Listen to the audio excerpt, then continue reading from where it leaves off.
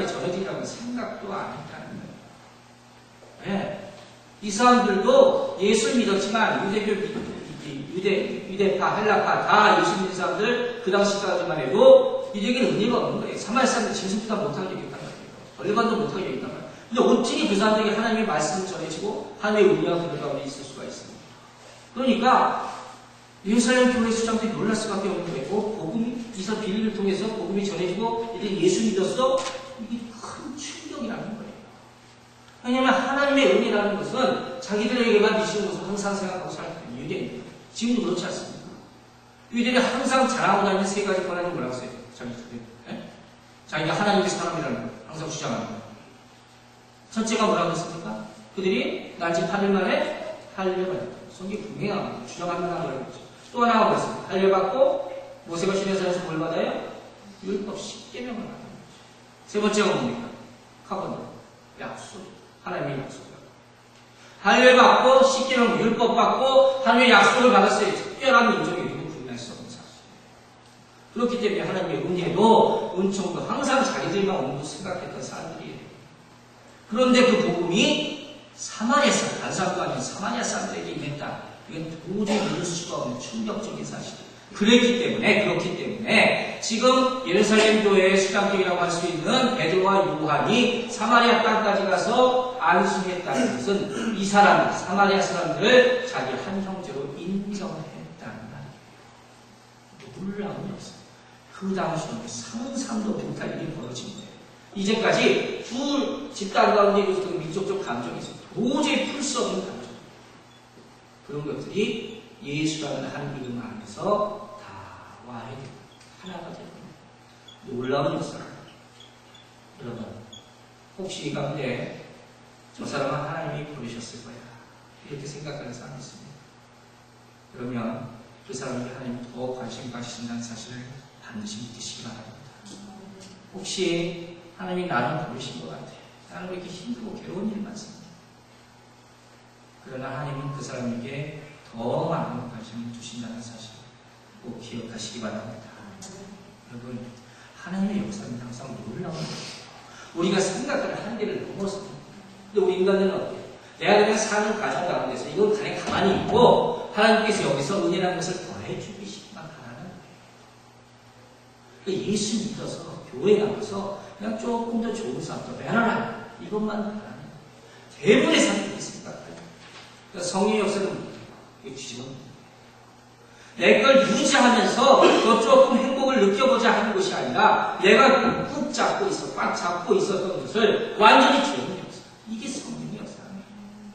내 이성이나 내 지식이나 가지고 있는 모든 것들을 다 엎어버려요. 그러나 여러분, 그것들도 걱정하지 마시라고 했죠. 왜? 그것이 우리를 못 살게 만든 것이 아니기 때문이에요. 정말 완전히 다른 사람으로 만든 거에 인하여 하나님께서 만든 것이에요. 이게 바로 성령의 역사라는 거예요. 여러분, 성령의 역사는요, 우리라고 싫어가는 곳에도 싫어하는 사람도 만나게 한다는 사실 꼭 기억하시기 바랍니다. 성령이 가는 곳에는요, 국경이 없어요. 인종의 차별도 없어요. 이데올로기도 없어요. 성령 역사는 막힌 담을 흡는다는 사실 꼭 기억하시면 되시기 바랍니다. 다 부수는 거예요. 깨뜨리고 부수시면 합니다. 제가 이 사실을 깨달았을 때 제가 얼마나 큰 일을 받았는지 몰라요. 저도 조용한 하나님을 믿고 자랐기 때문에 성령은 그렇게만 없는 줄 알았어요. 그냥 잠잠히 조용히 믿으면 되지. 그러나 성령을 보세요. 성령은 그와 같이만 임하는 것이 아닙니다. 특별히 하나님께서 특별한 구원을 일으키고자 하실 때 그와 같이 깨뜨리고 부수시는 역사가 나타나게 되는 믿으시는 여러분 되시기 바랍니다. 그것이 또 다른 사람이 아니에요. 다른 교회가 아니에요. 바로 내 자신이요 내 교회의 영향을 받는 여러분 되시기 바랍니다. 여러분, 진정한 부흥을 사모하세요. 아마 이 가운데 그렇지 않아서 한 명도 없을 거예요. 우리 교회가 부흥되지 않을 가능성이 누가 있겠습니까? 이 땅은 역적이지. 그렇지? 그럼 그 부흥이 어떻게 와야 됩니까? 성경이 어떻게 부흥에 대해서 보여주고 있는가? 이것을 보시지 않는 겁니다. 자, 마지막으로 한 말씀만 더 붙이고 갔습니다. 그건 뭐냐면 성령의 역사가 일어났을 때 사람들이 어떻게 반응을 했냐 하는 것이 오늘 본문을 통해서 알 수 있습니다. 자, 두 가지 측면에서 볼 수 있는데 오늘 본문을 보면 성령의 역사가 일어나지 어떻게 했습니까? 예루살렘에 있는 사도들이 어떻게 했어요? 즉각 반응했다. 두 가지를 보시면 하나는 누가 사마리아로 갔다고요? 사도들이 갔어요. 이 사람들은 어떤 사람입니까? 초대교회 예루살렘 교회의 가장 최고 지도자급인 사람들이에요. 뭘 얘기하고자 하는 겁니까? 중요한 일에는 중요한 사람이 반드시 가야 되는 거예요. 아무나 그러는 게 아니라. 자, 요새 한국 교회를 보면 소위 말하는 브랜치라는 것이 많이 생깁니다. 이 미국에도 유행처럼 생깁니다. 그래서 제가 뭐 비난하고자 하는 것이 아니에요. 좋은 것도 있고 또 조금 뭐 안 좋은 소리도 있고 그런 것 같아요. 우리 교회랑 상관없으니까. 그런데 제가 뭘 걱정하냐면 교회를 세워줘서 하는 것은 엄청난 역사가 필요합니다. 그러면 새로운 교회를 하나 세우려면 누굴 보내야 되겠습니까? 그 교회에서 가장 능력 있는 하나님의 사람을 보내야 되는 것입니다. 그게 성경적인 것입니다. 우리가 깊이 생각해요. 특별히 교회 지도자들이 깊이 생각해 봐야 할 그런 문제가 하는 것입니다. 단순히 새 불리기만 급급해서는 안 된다는 것입니다. 그 지위를 버리고 다른 곳에 가서 교회를 세울 수 있느냐. 그것으로 정말 하나님의 사람이 아닌가를 판단할 수 있다는 것입니다. 또 한 가지 우리가 여기서 보사하는 사실은 사도들이 어떻게 했습니까? 성령의 역사에 즉각 반응했다는 것입니다. 여러분 성령의 음성이 들으시니까 그때 즉각 반응할 수 있게 되길 바랍니다. 살아있는 교회라는 것은요, 하나님의 음성이 들렸을 때 내가 성경을 읽던 말씀을 어떤 상황에 보면 이게 주님이 주신 성령의 역사라고 생각하면 그때 바로 일어나는 거예요. 바로 그런 거예요. 뒤도 돌아오지 않고 해야 되는 거예요. 이 살아있는 교회. 그런 교회가 되길 바랍니다. 이 죽은 교회는 어떻게 됐습니까? 살아있는 교회 반대로 죽은 교회인 거죠.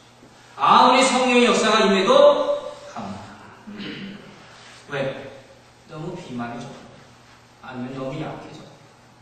둘 중에 하나는 점검하잖아요. 혹시 우리 교회도 이렇게 될 수가 있기 때문에 항상 성령의 음성에 귀 기울이시는 여러분이 되시기를 주님의 축원합니다. 이 말씀 정리합니다. 여러분 구원받았습니다. 그런 능력 생겼습니다. 생길 수도 있고 생기지 않을 수도 있어요. 그렇죠?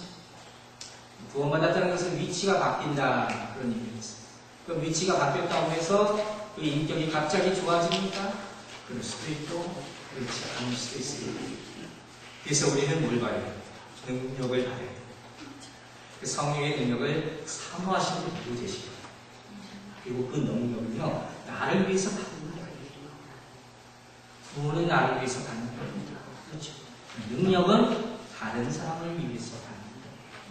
그래서 은사라고 하는 것입니다. 여러분 구원 받으셨습니까? 이제 그 능력을 사모하시기 바랍니다. 그 능력 가지고 항상 충만한 삶을 누릴 수 있는 우리 모두가 되기를 주님의 이름으로 축원합니다.